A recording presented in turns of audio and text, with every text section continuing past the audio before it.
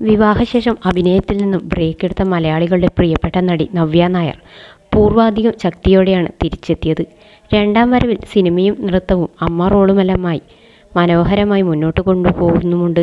Cinema തിരഞ്ഞെടുക്കുന്ന കാര്യത്തിലും അഭിമുഖങ്ങളുടെ സത്യസന്ധമായ പെരുമാറ്റം കൊണ്ടും അഭിപ്രായ പ്രകടനം കൊണ്ടുമെല്ലാം പ്രേക്ഷകർക്ക് താരത്തോടുള്ള പ്രിയം കൂടിയിട്ടേയുള്ളൂ.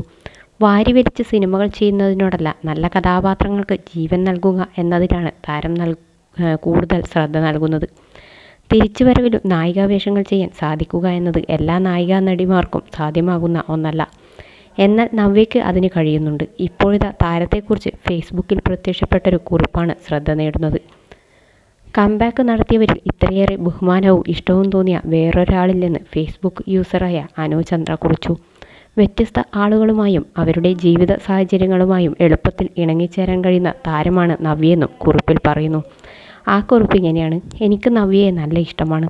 ഞാൻ ഇന്നലെ ചുമ്മാ ഇരിക്കുന്ന നേരത്ത് അമ്മയോട് പറയുകയായിരുന്നു, ഒരു നടിയുടെ കംബാക്കിൽ ആ നടിയുടെ പെരുമാറ്റം കൊണ്ട് മാത്രം ഇത്രയേറെ ബഹുമാനവും ഇഷ്ടവും തോന്നിയ മറ്റൊരു നടി വേറെയില്ലെന്ന്. അതുകൊണ്ടാകാം പണ്ടത്തെ നവ്യയേക്കാൾ 1000 മടങ്ങാണ് ഇപ്പോഴത്തെ നവ്യയോടുള്ള എൻ്റെ ഇഷ്ടം.